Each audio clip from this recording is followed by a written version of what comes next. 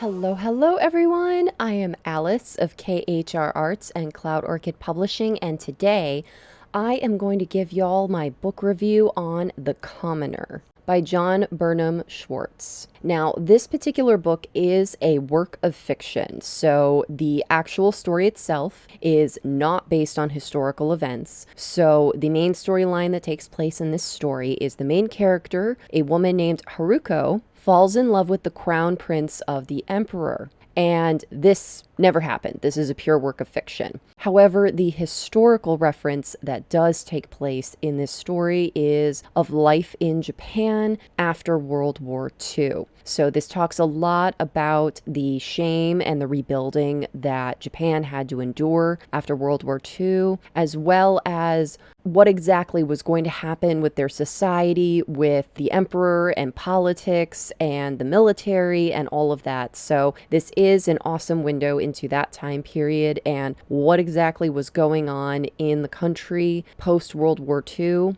during the occupied era, as well as it's an interesting lens into the life of the emperor. So there are a lot of historical facts about that aspect of Japanese culture and society, but the actual characters and the main story of this book are fictional. So with that, the title of the book is exactly what it sounds like, The Commoner. This commoner named Haruko ends up falling in love with the emperor's son, the crown prince. And this might sound completely unbelievable, and I mean, honestly speaking, it is, but this is a work of fiction, and in works of fiction, we can make the impossible possible. And their love story is nothing short of adorable. I so enjoyed this book, and I so enjoyed reading how their relationship blossomed. The crown prince is a very shy, tentative man, and Haruko really loves that about him, and she really helps bring him out of his shell. She's a very strong,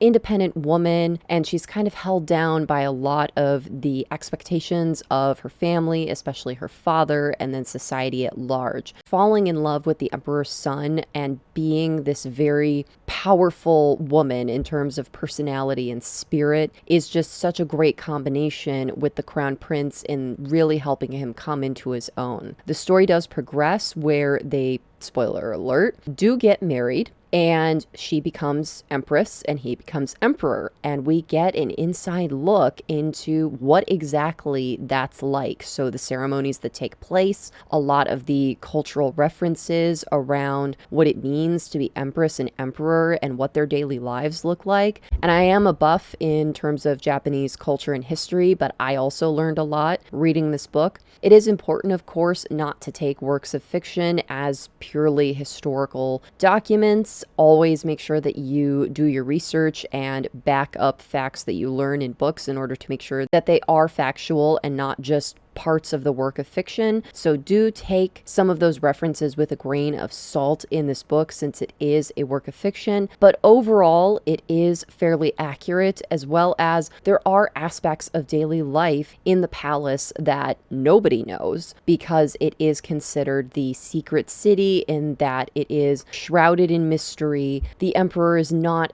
a person that the Japanese people get to actually see or interact with. Going inside the palace is not exactly something that the Japanese people get to do. The emperor is revered as a god, as a deity. So, like, imagine if, in terms of Western ideals, if Jesus just, had a palace somewhere. I mean, that's not exactly like a place you would imagine you could just roll up on, a Tuesday and go pay him a visit. That's not really an expectation that you would have. So that's kind of the same idea that the Japanese people had for the emperor and the emperor's family and just the entire network of people that worked at the palace. It was this very secretive place. So obviously some of the things about daily life there are part of the work of fiction, most likely based on research and best guessing, but it is a really beautiful look into that sort of secret society and how all of that worked, especially with post-World War II,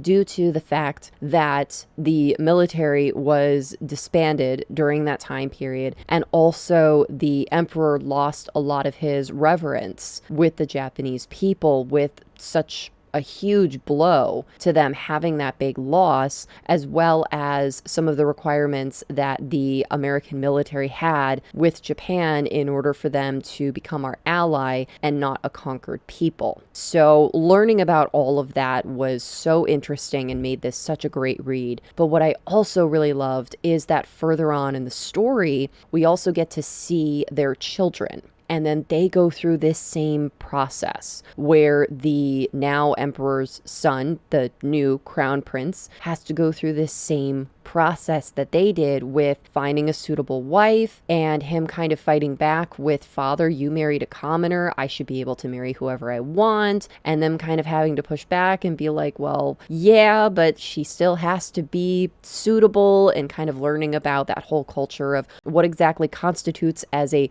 suitable partner, especially for a role like being emperor, for goodness sake, that's being the leader of an entire country of people. And not only that, revered as kind of like a, god deity sort of being, not even just, being like, oh, I'm like governor or president or whatever, like being god of a country. I mean, that's pressure. That's standards.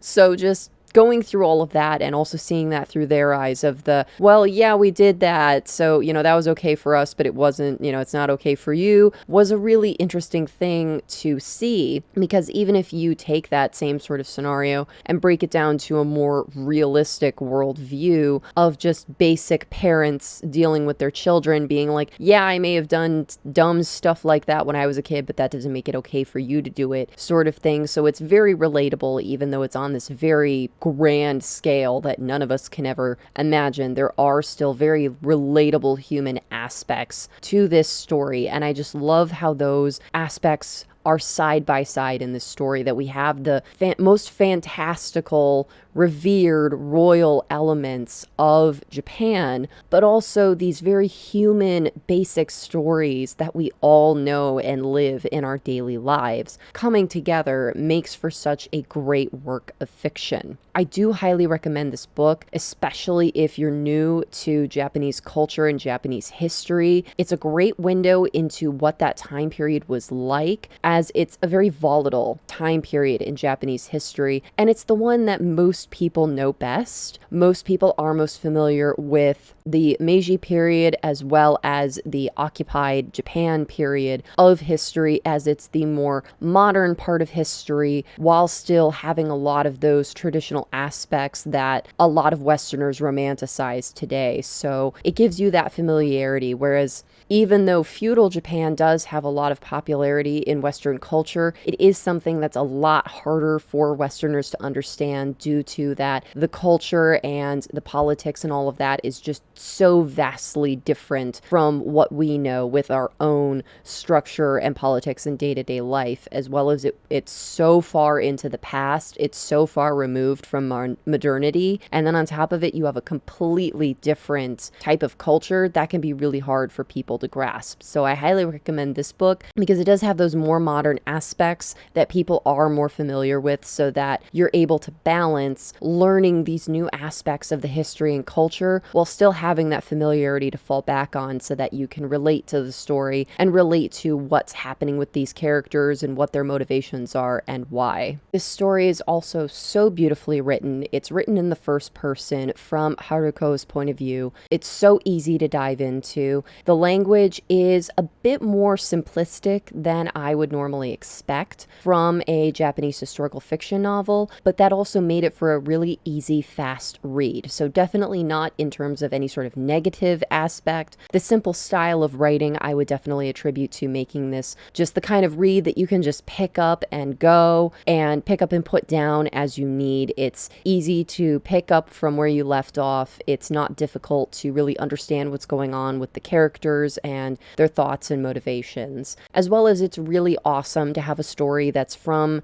the point of view of this strong woman, Haruko, and being able to see the struggles that she has with dealing with her family and wanting to please her new family with the crown prince and the emperor and the empress and just all of that. And it's just such an awesome read, and I highly, highly recommend it. So I want to thank y'all so much for watching. If you liked this video, please be sure to give it a like, and if you're new, subscribe. All right, y'all. Thank you so much for watching. Take care. Bye bye.